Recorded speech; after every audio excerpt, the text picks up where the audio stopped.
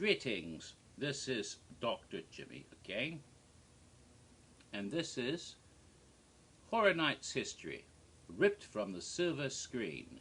Part 19, how appropriate, the 19th part of my history of Halloween Horror Nights 19. And in my previous videos I talked about all 8 houses and all 6 scare zones, except were there only 6 scare zones? No, there were not. There was a 7th scare zone. And I'm sure there's some of you out there thinking, oh, that's right, the scare zone they added in at the end of the event. I remember that. No. There was a 7th scare zone since the very beginning of the event. There was? Yes. Not officially and not on any map. And not even described. It didn't even have a name. And it wasn't even inside the park itself. It was something they'd done at least once before, back in 2007, when they had the Carnival of Carnage for Halloween Horror Nights 17, when they had Jack's bus and his truck and some stilt walkers and other carnivalesque creatures lurking around with the big Ferris wheel device hanging from the arch inside the archway outside the main gate of the park. Remember that? No, you do if you were there. You might have seen pictures otherwise. They followed up on that idea this year. The year before, all they had in that area was a video screen featuring Bloody Mary. But this year, in 2009, they had an actual scare zone, pretty much, with many scare actors located in the archway. So when you come across the bridge, past the globe, before you even get to the ticket booths, before you get to the turnstile, before you go into the park, in the archway, there was set up a ticket booth. The ticket booth to the Universal Palace Theatre.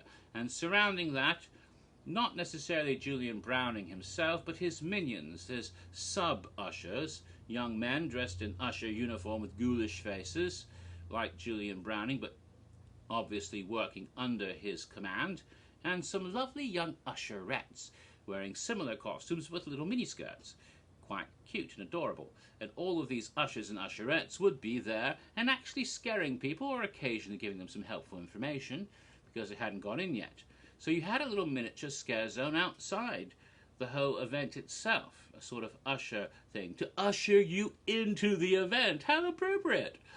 Also, in the archway was a video screen, and that year they did marvelous things up there. They had 8 different little mini films, each one starring Julian Browning himself, portrayed by Josh, I believe. Tickets, please, and describing in different segments that have been filmed all 8 haunted houses. At different times you could sit there and watch all the way through. People have put videos of all of these different bits onto YouTube, so you can probably go and look them up and see how he described each of the different houses and little narration. Quite nifty. So even if they didn't have Q videos, there was one out by the gate.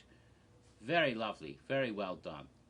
Wonderful presentation. They don't do that sort of thing anymore, and I miss it very much. It was really neat. It sort of brought you into the event before you even got in. I think there's some logistical reasons why they don't do that anymore. It's kind of hard to have these scare actors outside the park where there's a lot of people walking through, especially on very busy nights, so I can understand that, but I still miss it. And what about, but then of course, other than that unofficial little mini zone they had, there was an 8th scare zone as well. One that appeared in the final weeks of the event, about the last week or two, I think maybe just the last week. Suddenly there was a notice on the website about this upcoming event. This was called Shadows from the Past, I believe. And it suddenly showed up in Sting Alley, going through a part of New York Street that hadn't been used yet that year, and now it was all lit up in red with fog. And there were scare actors in there representing many different characters from the previous years of Halloween Horror Nights, including some pig-faced creatures, and I don't think there was a gentleman, a body collector. There might have been a body collector. I know there was a Pumpkinhead and a few other random scare actors from previous years, minor characters, but also some major icons.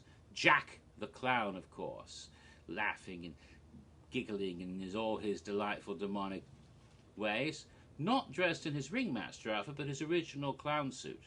There was the caretaker, Albert Kane, of course, and I don't think the storyteller was there, neither do I think the director was there, although you heard their voices on the intercom, because you heard some of the key catchphrases being played along with the background music in that scare zone as you went through the fog of Sting Alley and were encountered these strange characters. You know, things like "No more clowning around," or "Are you afraid of the dark" for Jack, or "Your time has come" for the caretaker, or "Once upon a time" for the storyteller, and of course, "You ought to be in pictures," or better yet, "Are you ready for your close-up" from the director. So you did hear the voices, but you didn't see those two characters. But you did have mainly Jack and the caretaker, but accompanying the caretaker in this zone was his lovely daughter Cindy, who had never been seen before as a scare actor at the event. She'd only been seen, only mentioned, but never seen in 2002, except maybe some photos on the wall might have been her, but only seen in a coffin lying quite dead, and not even an scare actor, but a mannequin, in the Screamhouse Resurrected back in 2006. But now there she was, quite recognizable, with a little pixie bob cut hairstyle and her little Peter Pan collar and her little black dress, the delightful little demonic tyke of terror, Cindy Kane. There she was, and she was bouncing around and giggling just like we'd always expected to see her. And the first time I went into that zone, and near the end of the event, and I saw Cindy, it was like, "Oh my God, it's Cindy!" And of course, and she immediately responded, "Oh yes, they finally let me come out to play." And that was just delightful to have that.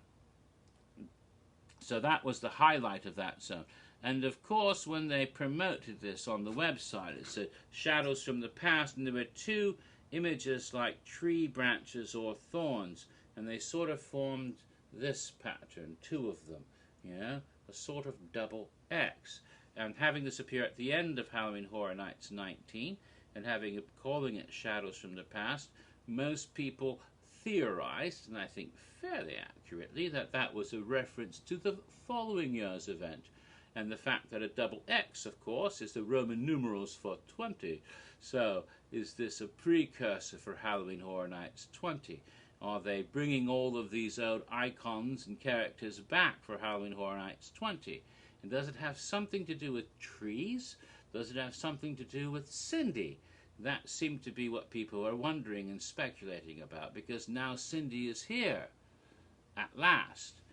And in fact, they were right about that, although things did get changed up a bit before the event finally began the following year in September of 2010, as we will see eventually in future videos.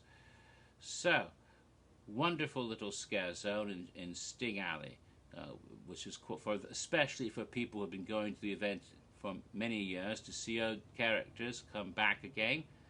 And for those who had never actually experienced those characters the first or second time around, it was great to see them for the first time. And of course, for all of us, it was utterly delightful to meet Cindy at last. So, those are the scare zones. Now, what about the shows of the event? There were two shows that year, of course. And the first one occurred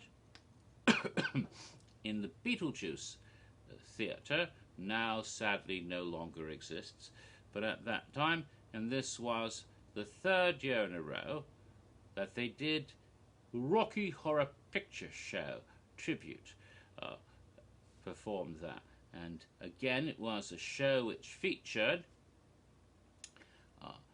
key scenes from the Rocky Horror Picture Show enacted by actors on the Beetlejuice stage, whilst the screen, of course, performed actual scenes from the movie, especially musical numbers like the Time Warp and Touch Me, and you know, in just 7 days I Can Make You a Man, science fiction double feature, and especially the Time Warp.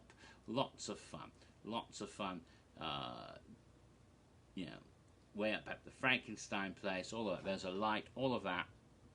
Leaving out a few numbers, of course, leaving out the character of Eddie and the character of Dr. Scott entirely, as they did the 3 previous years.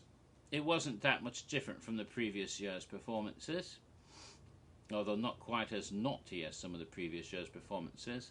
The sign language people for the deaf were not enacting the call and response, so when the audience, you know, when they sang "See androids fighting Brad and Janet," and the audience threw in "and fucking and sucking," you know, you didn't have the signer for the hearing impaired do this when they were saying "sucking," like they did the first year.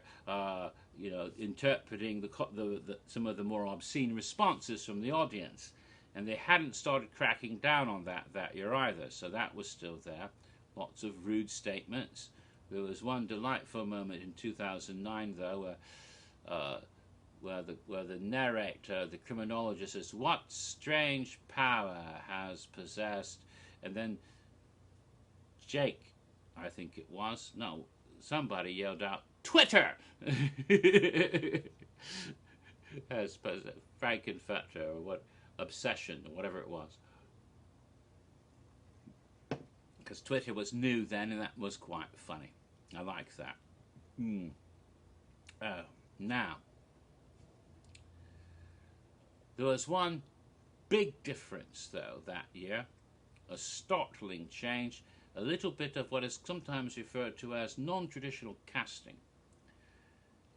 Rocky Horror was portrayed by an African American. And carried off the part perfectly, although had a very lovely physique, as anyone who plays Rocky Horror has to have, wearing his little gold trunks and boots. Very nice. But it did make the line in the song, the lyrics, a little bit ironic, you know. I'm making a man with blonde hair and a tan, and I couldn't help making up my own call and response. You know, when you throw in the word or two, I'm making a man with not his natural hair color, blonde hair, and a very good tan. But yes, tanner than usual, and not really blonde at all, except for dye. But I'm sure he relieved Frankie's tension quite well. But he was an excellent, actually it was a highlight, I thought. It was, you know, I believe in non-traditional casting to some degree. So it's an opportunity for everybody to take part, after all. So it was a very fun show, good show, 2009. Which was the last time they did it for a couple of years. It came back later, but in 2010 it wasn't there anymore. The final show for the event is, of course, Bill and Ted's Excellent Halloween Adventure, as that has been a tradition since 1992. And even though I'm not even at 15 minutes yet, I will save that for part 20, because I have to go back and refamiliarize myself with that year's show. There have been so many Bill and Ted shows over the years that I can't always remember precisely what year was which show. I think 2009 was the one with the Land of the Lost and the nerdy, you know, the parody of what was that movie? The one about they take the drug in Las Vegas and they forget what happened the night before. The Hangover, yeah.